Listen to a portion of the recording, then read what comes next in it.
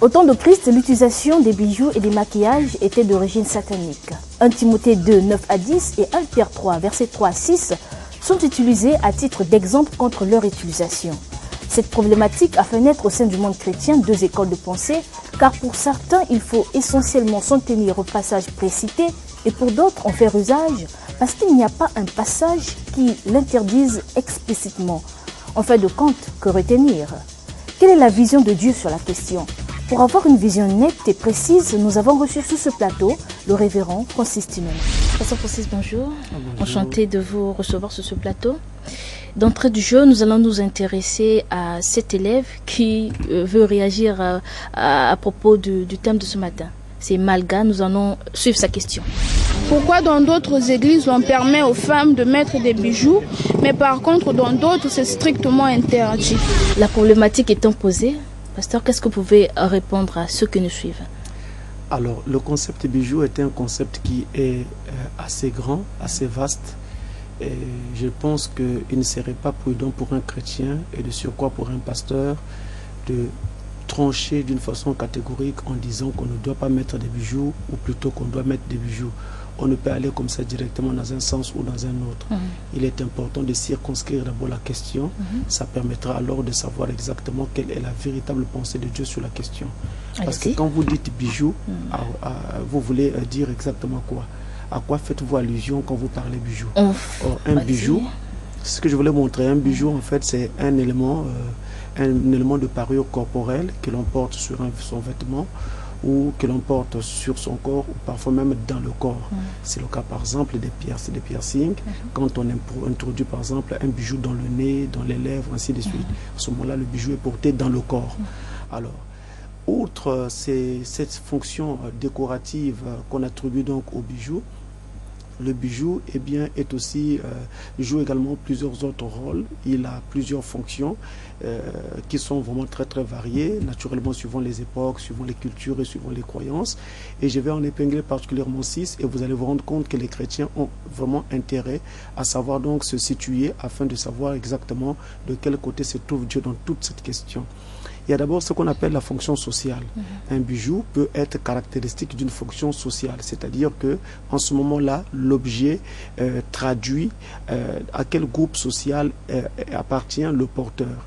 Quand vous voyez par exemple quelqu'un avec une alliance, c'est un bijou, mais cela signifie que le porteur est marié.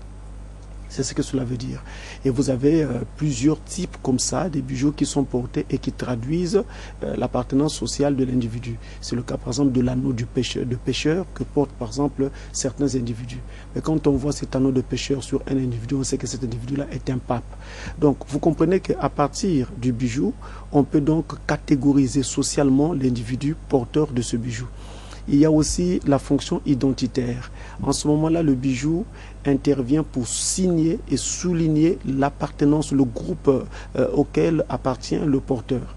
Et nous avons connu cette situation particulièrement en Afrique, lorsqu'il y avait encore le règne des différents empires, des royaumes, et il y avait les souverains qui portaient des anneaux indiquant donc le groupe auquel ils appartiennent, et il y avait aussi le fait que les membres de la cour royale, et particulièrement les enfants, pouvaient donc avoir ces insignes-là, montrant donc à quel groupe ils appartiennent. Donc ils sont de sang royal, ils appartiennent à la cour royale. Alors vous voyez, là c'est la fonction identitaire. Nous avons également une autre fonction qu'on a peu attribuée au bijou, c'est la fonction magico-religieuse, si je peux l'appeler ainsi. En ce moment-là, l'objet va jouer un rôle, on va dire, thérapeutique, donc pour protéger le porteur ou même parfois pour le soigner. C'est le cas de ce qu'on appelle les gris-gris, les amulettes, les talismans. Donc ces choses-là, eh bien, sont aussi des bijoux, mine de rien. Les gens ne le savent pas. Alors vous voyez que quand je parle par exemple de la fonction magico-religieuse, le chrétien n'en a pas besoin, parce que le chrétien n'a pas besoin de gris-gris, le chrétien n'a pas besoin de talismans. Le chrétien n'a besoin que du Seigneur Jésus-Christ. Il y a une autre fonction à côté de cette fonction magico-religieuse, eh bien, c'est la fonction sentimentale.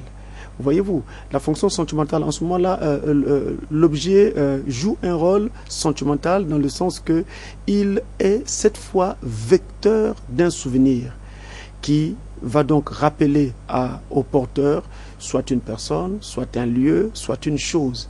Donc selon que cette chose ou cette personne ou ce lieu revêt une importance particulière et importante pour le porteur. Alors il met ça et ça lui rappelle un souvenir, ça lui rappelle une personne.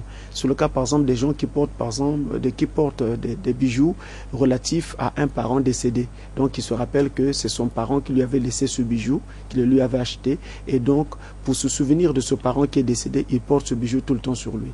Bon, là également le chrétien n'en a vraiment pas besoin parce que ça va vous maintenir dans une situation de deuil permanente. Il y a la fonction érotique que les bijoux également jouent, c'est-à-dire que là vous avez affaire à un bijou qui va donc être symbolisé telle ou telle partie du corps, donc retracer ou représenter telle ou telle partie du corps, un bras, un pied, une cuisse, une poitrine, et qui va donc attirer l'attention du regardant tout en érotisant le corps porteur. Ça c'est une fonction érotique donc attribuée au bijou, et ça c'est dans le domaine des amoureux.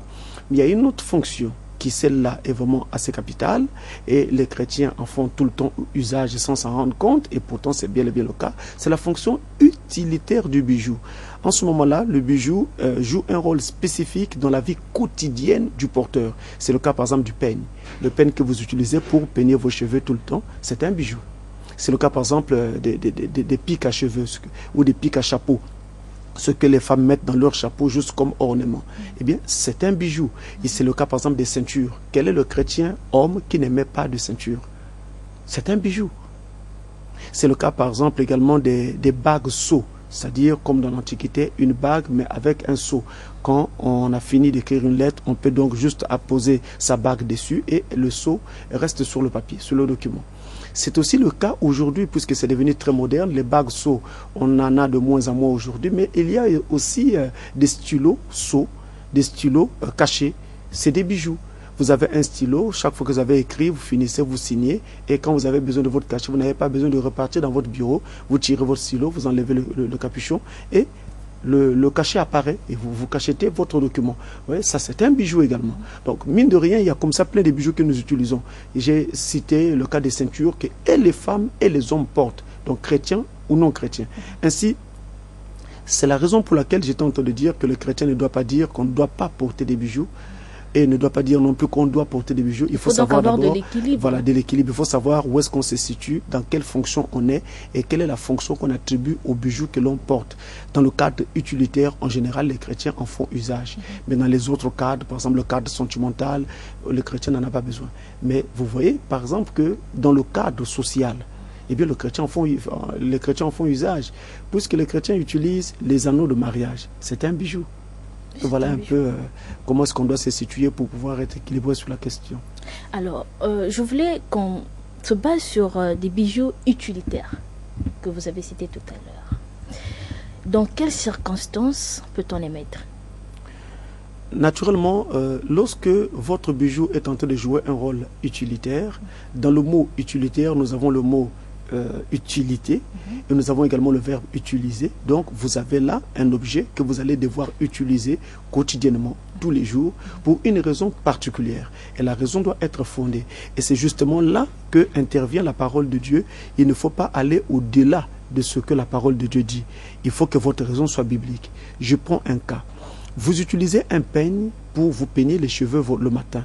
Eh bien, c'est tout à fait normal, parce qu'il est malséant, il est vraiment mauvais de paraître comme ça devant les gens avec des cheveux en broussailles. Vous ne ressemblerez à rien et vous n'allez pas refléter l'image du Christ que vous prétendez refléter, parce que dans la société, tout le monde va vous rejeter. Et ceux à qui vous étiez censé transmettre la parole, ou bien que vous étiez censé coopter en leur apportant la parole, vous ne serez pas capable de le faire. En ce moment-là, je peux utiliser un peigne parce que l'utilité de cet objet est tout à fait correct. Il est en ordre avec la parole. C'est un bijou, mais il est en ordre avec la parole. C'est ainsi que doivent être considérées les choses. Quand je prends ma ceinture, eh bien, ça me permet de tenir mon pantalon. Je dois l'utiliser parce qu'il faut bien que mon pantalon tienne. Il ne faut pas qu'arriver quelque part en plein public, le pantalon descend. Et il ne faut pas non plus que les chrétiens agissent comme ce que nous voyons faire aujourd'hui, ce qu'on appelle couramment entre guillemets les lascars, qui volontairement, expressement, ne mettent pas de ceinture juste parce qu'ils veulent que leur caleçon se fasse voir. C'est complètement ridicule, c'est complètement dégueulasse, c'est complètement sale, et le chrétien n'a pas cette coutume. Alors, le chrétien doit être propre. Rien que quand on le voit par son apparence, on doit voir qu'il est propre de la tête jusqu'aux pieds. C'est fondamental. Et ça, même quand on est à la cité, on est dans son quartier, on doit être présentable devant les gens. C'est alors que vous pouvez être reçu par les gens et vous pouvez leur donner le message du Christ. Donc l'utilité doit être biblique pour nous dire, oui, nous pouvons utiliser tel ou tel bijou. Parce que je voulais revenir sur la question qu'a posée Malga Dominique, cette élève. Et à mon sens, elle veut bien savoir pourquoi il y a certaines églises qui acceptent les ports des bijoux. Et par contre, pourquoi dans d'autres églises, cela n'en est pas le cas.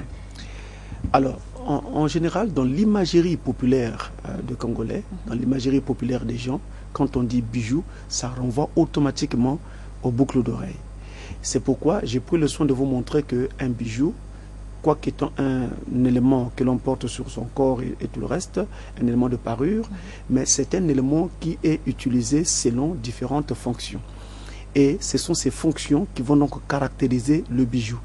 Et donc, les bijoux ne sont pas que représentés par les boucles d'oreilles. Il y a plein d'objets qui vont devoir représenter les bijoux, tout comme je venais de citer entre-temps les gris-gris, objets utilisés par les féticheurs et par leurs adeptes, qui sont aussi des bijoux. Donc, les chrétiens doivent savoir que tout bijou doit être utilisé selon le rôle qu'on assigne à ce bijou. Donc l'utilité qu'on assigne à cet objet. Pasteur, pour être plus précis, est-ce que la Bible interdit aux chrétiens de mettre une boucle d'oreille ou pas? J'arrive. Alors là, lorsque l'utilité est biblique, on peut donc y aller, mais quand l'utilité n'est pas biblique, on ne peut pas y aller.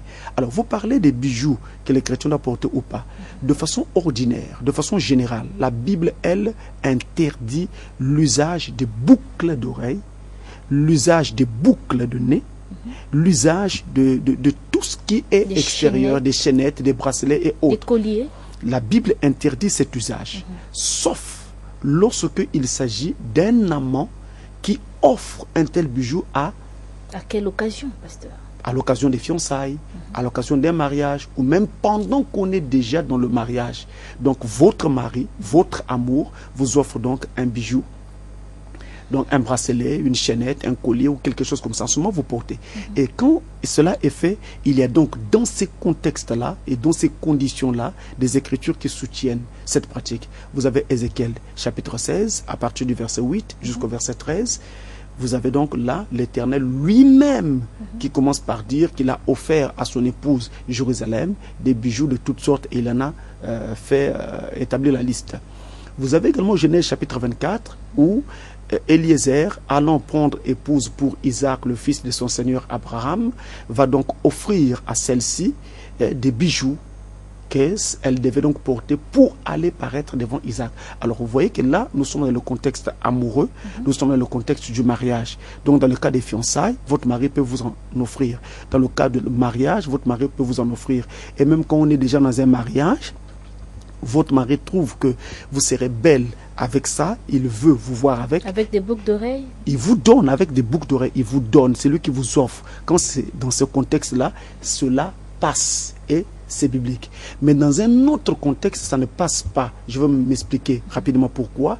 Parce que ça va être de l'extravagance, ça va être de la délinquance, j'ai presque envie de dire, parce que ça va être des objets que vous portez vous-même, par vous-même, délibérément, parce que vous voulez attirer l'attention sur vous. Et c'est ça que Dieu ne veut pas, que nous puissions paraître, que nous puissions chercher à attirer l'attention sur nous. Dieu ne veut pas cela. Même pour des raisons d'esthétique. Justement, quand vous allez le faire en attirant l'attention sur vous, vous allez attirer l'attention pas seulement des saints, mais aussi des suppôts de Satan.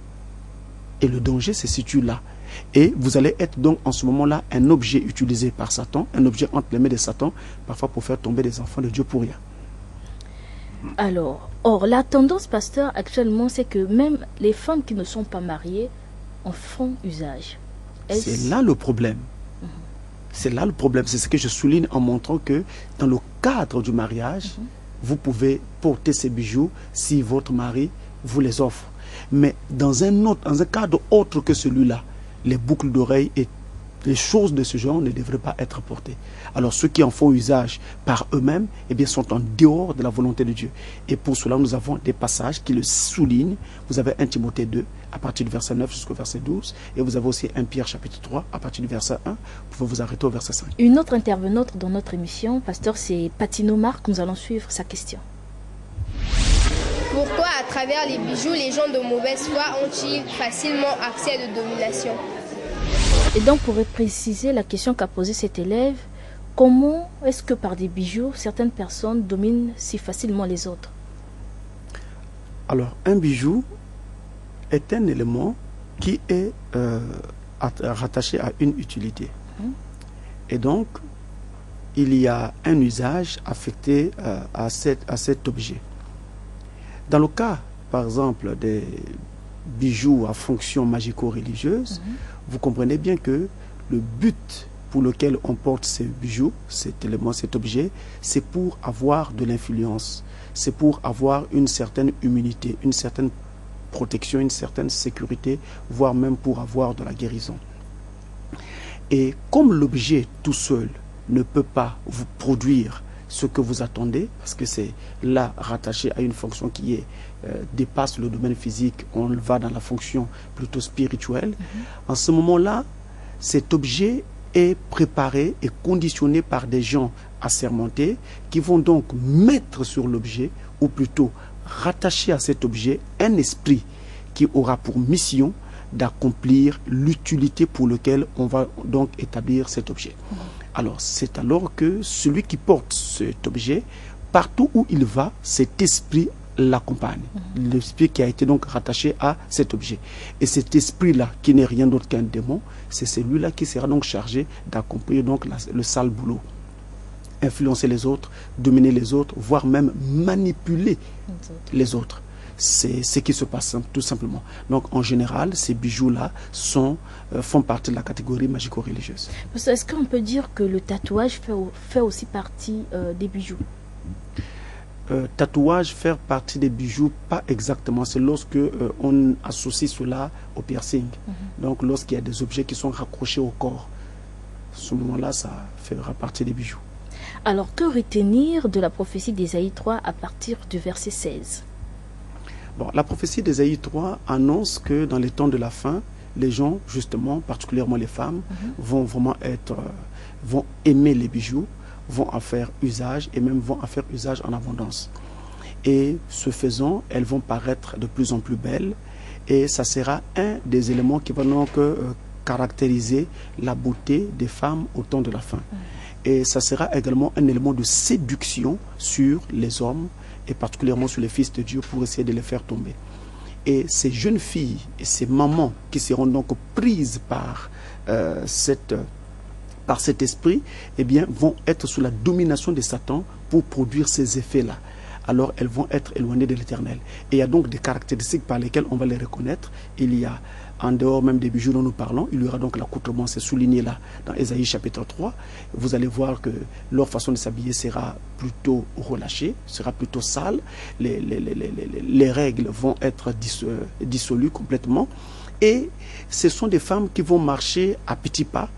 D'ailleurs, vous constaterez que la démarche des femmes d'aujourd'hui, et particulièrement des jeunes filles, est devenue très très cadencée. C'est, on va dire, presque rythmé. C'est comme si vraiment elles avaient été toutes dans une école où elles ont appris comment marcher, comment faire cela. Et tout ça, ça participe donc à la séduction qui a été prophétisée en ce temps de la fin. C'est donc quelque chose qui est prophétique. Et donc, le bijou fera donc partie de toute cette vaste opération de séduction que Satan va donc lancer au temps de la fin et qu'il est déjà en train de lancer au temps de la fin puisque nous sommes dans les temps de la fin.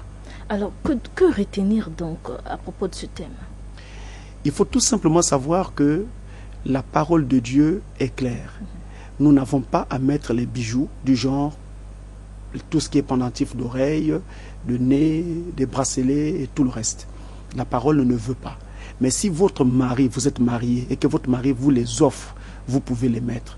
Et à côté de cela, les bijoux qui font partie de la fonction utilitaire, en général, nous les utilisons tous, même les chrétiens en font usage. Donc, toujours veiller à l'utilité assignée aux bijoux que vous voulez porter. Révérend Francis, merci. C'est moi.